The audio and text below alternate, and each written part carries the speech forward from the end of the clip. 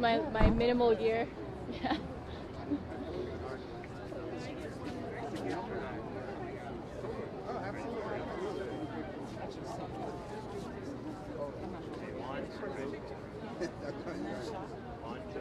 When you get that one, then I go with it. Now I go with it. Not quite that. All right, 1, 2, 3. We all survived. Perfect. Thank you, guys. That's where you come up with it.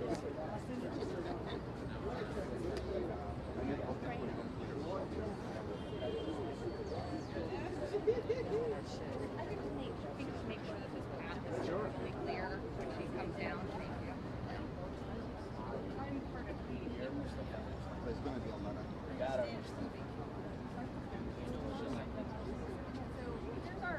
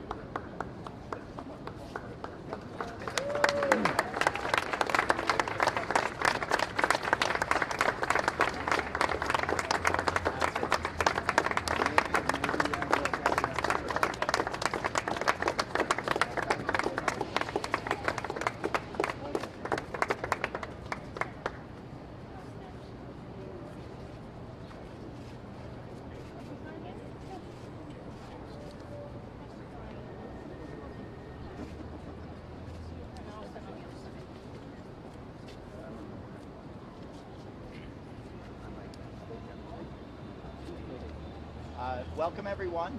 I'm Brian Cavanaugh. I'm a member of the New York State Assembly representing a district in Manhattan, very nearby here, and also co-chair of New York Legislators for Gun Violence Prevention and American State Legislators for Gun Violence Prevention. We gather here today with Congresswoman Gabrielle Giffords and Captain Mark Kelly to join them and welcome them on their Vocal Majority Tour. I believe, if I'm not mistaken, this is the 21st stop on that tour.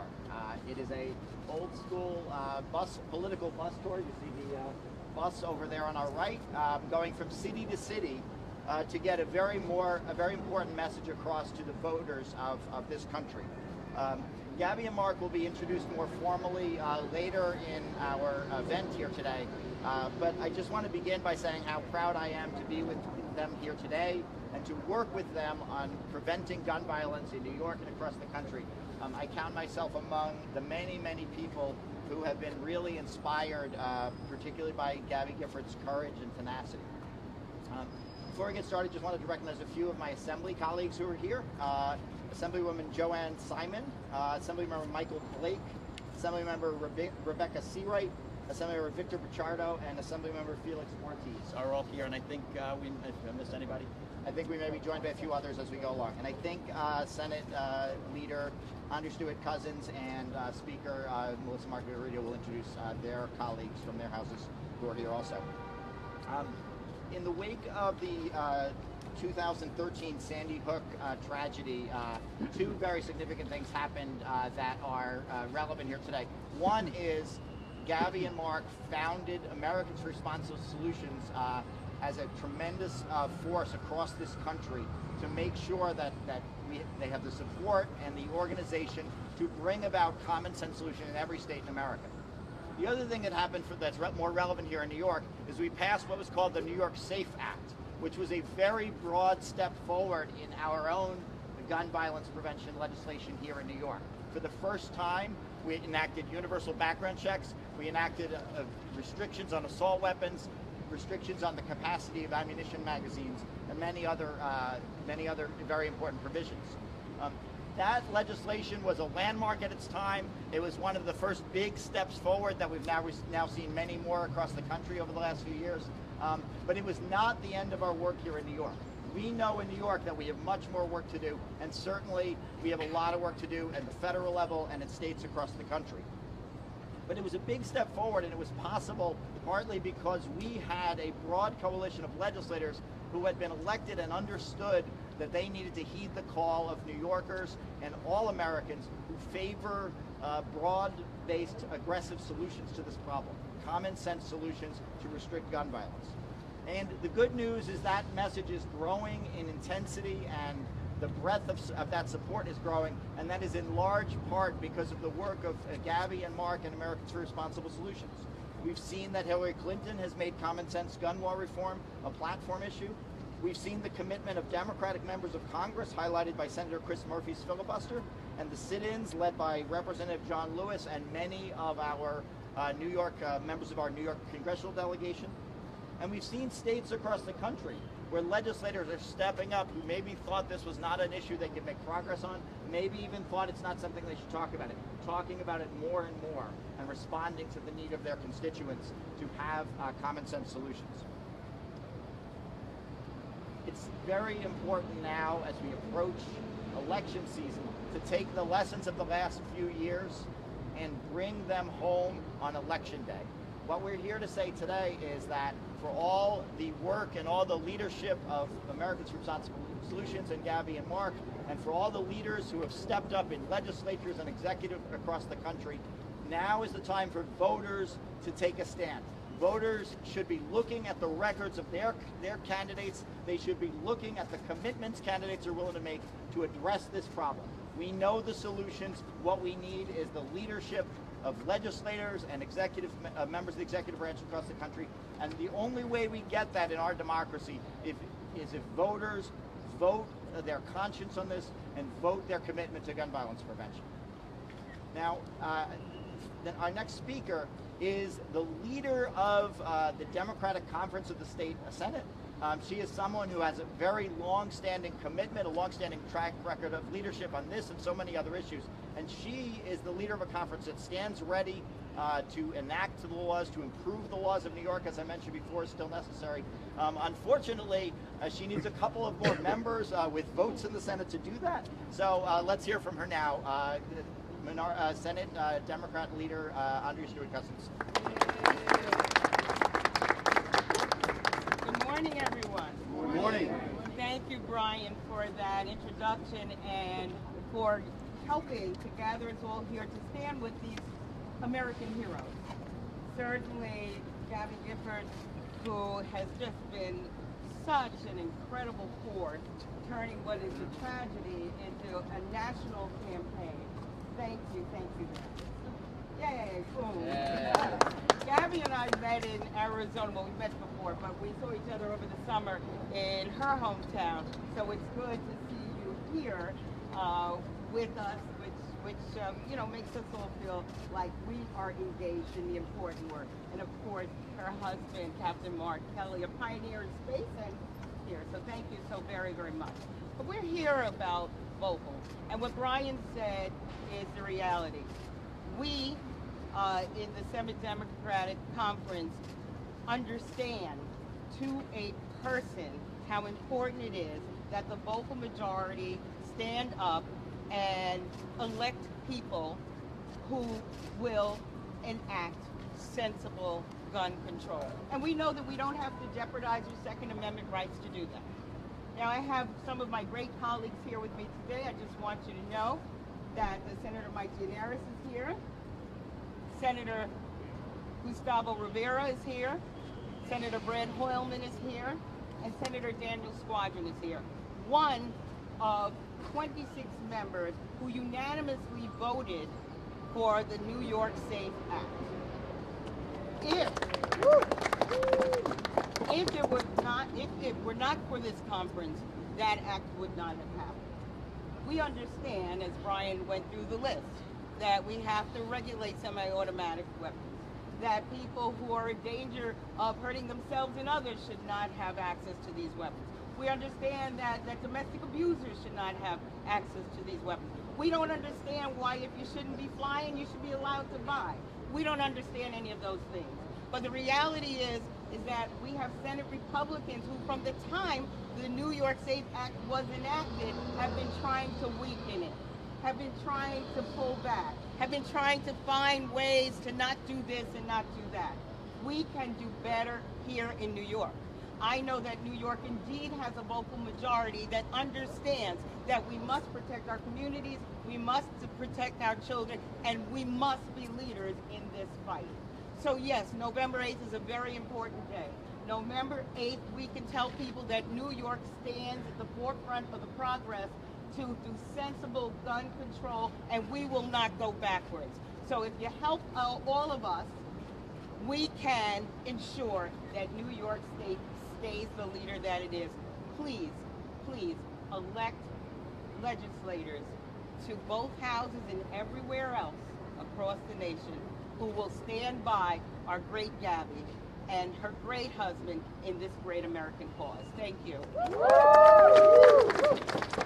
Now it's my great pleasure to introduce your Manhattan District Attorney, serving us well for 6 years, Cyrus Vance.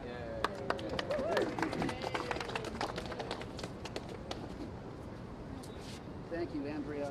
Good morning, everyone. Good morning, Gabby and Mark. Thank you so much for being with us in New York. Because what they have done demonstrates the power of will and gathering a collective will in our country to deal with gun violence. And sometimes I think we believe that this gun violence issue and our inability to pass laws that save, that protect us and our kids seems insurmountable. It's been going on for so long. There are 2 back steps and then 3 forward steps. But I just want to, what I'm reminded when I feel this spirit is, we remember New York City when we lived here in the 1980s. 2,000 homicides, 600 in Manhattan alone. Last year in Manhattan, we had 49 homicides. Now, 49 too many. But what happened in New York was there came a point where we moved past year by year thinking crime was going to increase. Because when we had that attitude, you know what happened? Crime increased year by year. But there was a moment in time, and perhaps it was the beginning of CONSTAT, and then the willingness of prosecutors and others to engage in forward-thinking strategies to prevent crime in our communities. And then the community itself got engaged. And you know what happened? Every year we think crime is going to go down, and it has, and we hold our legislative leaders accountable to make sure that it does. So what I believe at this moment is that there's nothing that can't be accomplished. Showing by the leadership of Gabby and Mark that we cannot take on.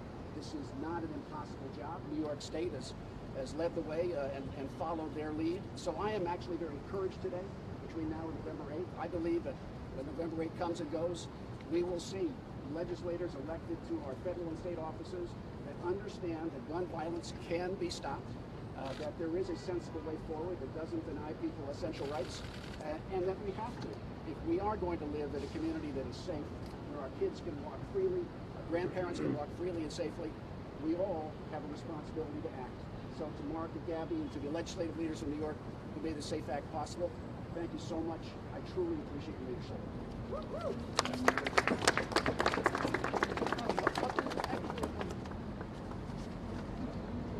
My great friend, Manhattan Borough President, a remarkable public servant, wonderful woman, caring leader, Gail Brewer.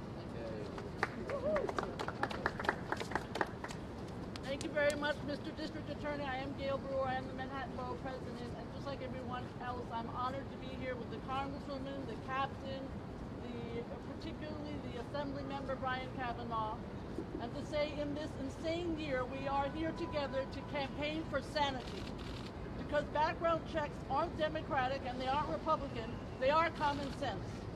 Because regulations on ammunition aren't democratic and they aren't Republican, they are common sense. Because bans on rapid firing, large capacity assault weapons aren't democratic and they aren't Republican, they are common sense. Because elected officials, whether they are Democratic or Republican, whether from New York or Kansas or Arizona, should care about saving lives and preventing tragedy. And it's time to organize voters, to hold them accountable when they don't. This is an insane political year, but finally at a moment where people see where that insanity has gotten us. This is a moment for us to demand that all of our leaders start acting like leaders again. That's why it's so exciting to have Gabby and Mark here today, and all of my colleagues. True leadership is speaking out about how it's unacceptable that our country sees more than 100,000 shootings per year. More than 17,000 children are shot per year in the United States. I want to be clear, the NYPD, the district attorneys, they've all done a great job reducing gun crime in New York. But it's time for the federal government to stop making their jobs and the jobs of police officers of every American city so much harder than they have to be. And I certainly want to thank Brian Kavanaugh because bringing in the state legislators is brilliant. Leadership means stepping up and demanding we do better and solve problems, especially when it's risky. I fully support any campaign, and certainly this one, to demand that kind of leadership from Washington. So I want to thank certainly Brian Kavanaugh, all the elected officials, and Gabby Giffords. When she was a member of Congress, I had a fundraiser for her at my house, and I said something very Gale. I said, "You are so goddamn good. You could be from the Upper West Side." Thank you.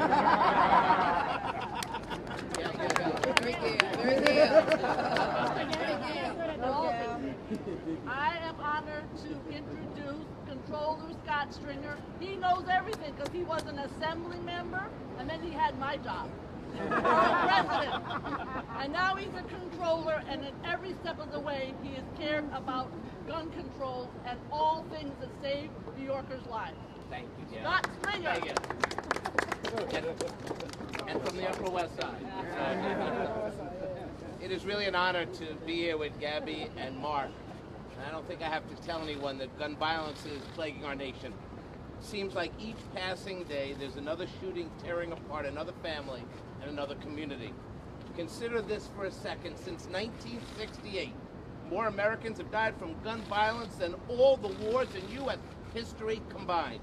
This year across the U.S., we've already seen 44,838 shooting incidents, and 11,545 Americans are dead from a bullet just this year, 11,000.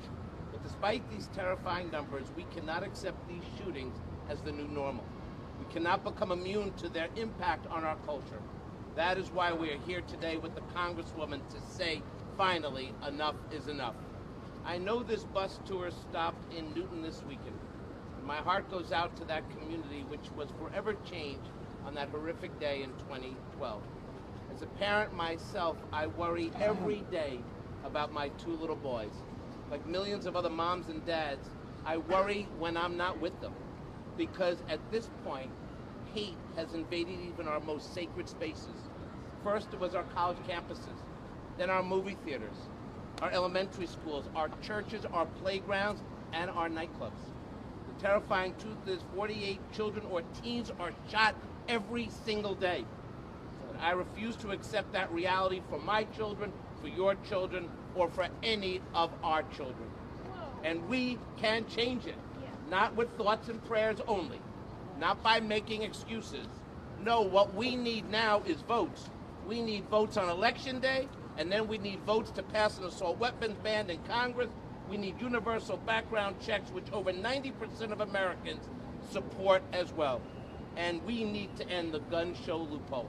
Guns are coming into New York from out of state up the I-95 corridor in hordes, and it needs to end. Today, there's more than 62,000 legal guns on the streets of New York City, and too often, they're getting to the wrong hands. And I just want to say one last thing. the start of this year, I stood right here with Congressman Gabrielle Giffords and clergy leaders to call on the city to add a smart gun to the list of approved weapons for NYPD.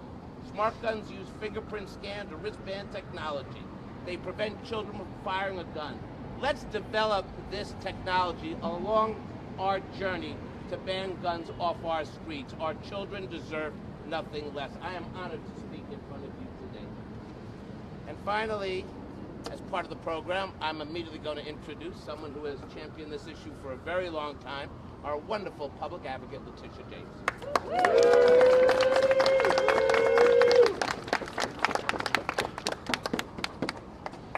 I want to thank Congresswoman Gabrielle Giffords, Captain Mark Kelly, Assemblymember Brian Kavanaugh. I want to thank Gays Against Guns, GAG, Americans for Responsible Solutions for hosting us all here today, and of course my colleagues in government. Every day we hear about the stakes of this election, not only on the TV or in the paper, but we see it in our homes, and in our communities. You see, I know the parents who have lost a child to gun violence, too many parents. I know too many names. I've grieved at too many funerals. I've attended too many vigils, too many prayer vigils. I've clutched too many candles. I've stood with individuals holding hands, praying for action, praying for courageous leadership in Congress. And we know about the brave Congresswoman who was shot at her own rally, and the friends who were just trying to dance at a nightclub, and the families who were trying to enjoy a movie on a Friday night, and the countless people who were at work, or the senior citizen who was just looking out her window, or the child who was playing on a playground. They're all victims of gun violence. And that is why we have done everything in our power to fight back against the NRA, to hold elected officials accountable for their inaction on gun reforms. But we have hit walls. And we've hit walls simply because our government has been hijacked by special interests. And it's not because we haven't given our all, but there are just too many lawmakers and special interest groups that care more about money than they do about our children's lives. And each one of us must recognize that we've got the power to change that. I want all to understand that they've got the power to change that simply by voting. We've got the power to change the course of history and the democracy that we live in. Because this issue of gun control is no longer optional. On November 8th, we all have the chance to practice our most basic democratic right and ensure that these laws are no longer optional. Presidential elections are critical because they can invoke these national changes in policy. But we can't forget that gun control is also a local and a state issue. And so voting in our local and our state elections for representatives that support our views and holding them accountable to their promises is equally important. Because it is for the members of Congress who enact the laws for gun control, but it is our Congress, that it is our state legislature that passed the New York State's gun control law, and we congratulate them for that. And we also know that on the local level, I was involved in the fight for New York's largest pension fund to divest from gun retailers. And that is why, as parents and community leaders who are concerned about our children's safety, we have a responsibility to them to be involved in our political system. Every little step counts, because if Congress won't enact national gun control laws, we will take action and demand changes on a local level. But we must never, ever underestimate the power we have as mothers, as fathers, as brothers and sisters, and as citizens to change the law locally. We must never minimize, dismiss, belittle, or ignore the power to vote. We've got the power to vote right in our hand. The power is right there. And so on November 8th, we must vote for safety, vote for responsible gun control, vote to end gun violence, and vote for sanity in our country. And we stand with Gabby, as we all get on the bus. Thank you. And now I have the honor and privilege of introducing the Speaker of this great House, ladies and gentlemen, the Speaker, Melissa Montegrito. Good morning, buenos días, and Congresswoman Giffords and Councilman Kelly and members of the City Hall. It really is a pleasure to be here with you and the courageous effort and campaign that you're leading to bring sanity back to our gun laws. So, you know, we know and we've heard that New York City is the safest city in the world, not only thanks to the courageous men and women of the NYPD, but also to our courageous legislators, as has been indicated, that have passed a law, a New York State SAFE Act. But we know that there are efforts to kind of undermine it, as our Democratic representative had indicated, and Mr. Cousins.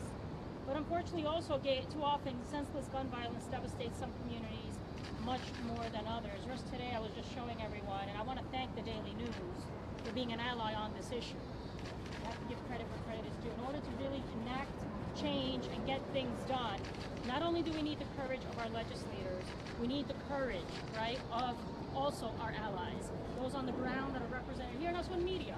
And the Daily News has made a campaign. So unfortunately, we have on the cover today another young woman in Trinity Gay who is the victim of random gun violence. But we don't have to look to Kentucky. All we have to do is look right here in our own neighborhoods and our own city to see the impact of these the devastation when we don't have strong gun laws. And they're not nameless. These victims are not nameless. In my district alone, in this past year, we've had Gerald Woodley, 46 years old, who was shot in the head. April 2016, 21-year-old Stephen Vasquez was shot in the head at the Wagner houses in my district and died. In March of this year, Juan Chico Tavares, 16 years old, killed outside the Jefferson houses in my district. And unfortunately as well, we have NYPD officers that also die because we don't have strong gun laws, and access to guns is so easily available. We have NYPD Detective Brandon Holder, 33, who was murdered in my district near East River houses. Again, these are victims that are not nameless. This is a reality that we unfortunately live in our communities and this city each and every day. Young lives are being lost to senseless acts of gun violence, and we must do everything we can to protect them. So as has been said, we're tired. We're sick and tired of hearing the names of innocent lives that are being taken away from us because of someone who was allowed to easily purchase a gun. And I'm tired of the NRA and Congress making excuses and not coming up with a viable plan to strengthen our gun laws. This nation needs a long-term solution that will protect us and permanently reduce gun violence. And although we have one of the strongest, and not the strongest, gun laws at the state level, we have to look at beyond New York State as to why guns are easily coming into our state. And that is why this effort to really get elected officials on board and in office that are going to be allies to us in this struggle is so important. And that is why I really commend the efforts of Congresswoman Giffords and Captain Kelly. In a local level, the City Council in 2011 created the Gun Violence Crisis Management System, which is a citywide initiative to reduce gun violence. Right now, our current gun laws are too lax, and this needs to change. So I'm very excited about this effort, and definitely, I believe that our next president will be President Clinton, and she will have a mandate to go into Congress and say that these laws need to change. And that is what we need. We need to strongly encourage people to vote, not only to change the representatives at the federal level, but I also believe so that our next president has a mandate when she goes before Congress with an agenda. I just want to thank the colleagues that are here. We have City Council member Vanessa Gibson, we have Jamani Williams, Margaret Chin, and Helen Rosenthal. A couple of quick words in Spanish. Nueva York es una de las ciudades más grandes y seguras en el mundo gracias a los hombres y mujeres de la Policía de Nueva York, que trabajan arduamente por proteger a todos los visitantes y residentes de la ciudad de Nueva York. Muchas vidas de jóvenes se han perdido a través de actos violentos cometidos con armas de fuego. Es por consiguiente, tenemos que hacer todo lo posible para proteger la juventud de nuestra ciudad y nación. Estamos cansados de escuchar historias de personas inocentes que han perdido la vida por consecuencias de individuos que de manera fácil adquieren legalmente un arma de fuego. También estoy cansada de la NFA, del Congreso, de poner excusas y no lograr un plan viable para fortalecer a nuestras leyes de armas. Así que le quiero dar gracias a la congresista Gabrielle Giffords y a su esposo Mark Kelly por su extraordinaria labor y liderazgo en esta causa tan significativa para todos los residentes estadounidenses. And with that, again, I want to thank all the legislators that are here, but it is my great pleasure to call on First Lady, who is always an ally on causes that are just and right, and that is our First Lady, Shanae McCracken.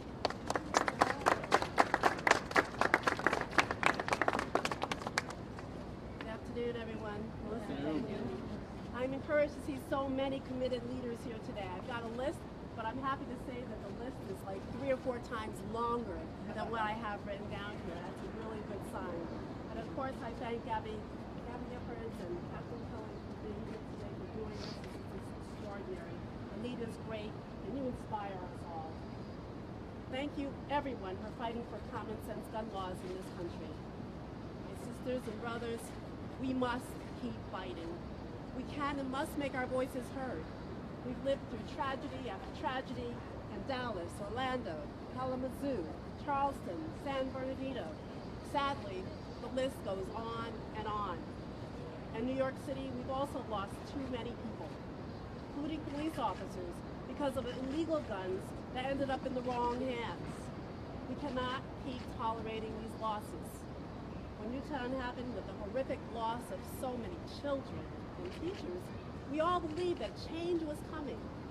Yet we still haven't seen it because the NRA's ability to systematically use money to influence our political system, and not enough lawmakers willing to stand with the people, the majority of citizens who want stronger gun laws. But we cannot lose hope, not when there is still so much more that we can do at the local level with common sense reforms, like closing the gun show and private sale loopholes. Here in New York City, we're leading an effort to divest our pension funds from gun manufacturers, and we're also improving our mental health policies and expanding mental health services. Now let's be clear. Most people who have a mental health or mental illness, I should say, are not violent. But our families suffer through too many preventable tragedies of suicide and mass shootings due to people who have untreated mental illness. And there is an everyday toll, the lasting trauma that does not make the newspapers or the national news. Historic change often begins with one person. Just imagine what all of us here can do at the local level. If each one of us pushes for change and it spreads throughout the country, we can do this. Look at all of us here standing here today. It only takes one person. I refer to us standing on this side and all you back there as well. We can do this. We can make gun reform happen in every city across America. This kind of reform requires each one of us to use our power, especially elected officials with the political will to stand up to the NRA to change our laws. Elected officials who will acknowledge that guns for everyone does not make us safer. Elected officials who will work hard to reduce the number of guns on our streets. Gabby has shown incredible courage following an unthinkable ordeal. We can honor her and the many others who have suffered from gun violence by casting our votes on Election Day to support officials who will take real action on gun reform laws. And now I'd like to introduce Captain Mark Kelly, who has been with Gabby every step of the way. Mark, we're so glad that you're here in New York City. Please come on up.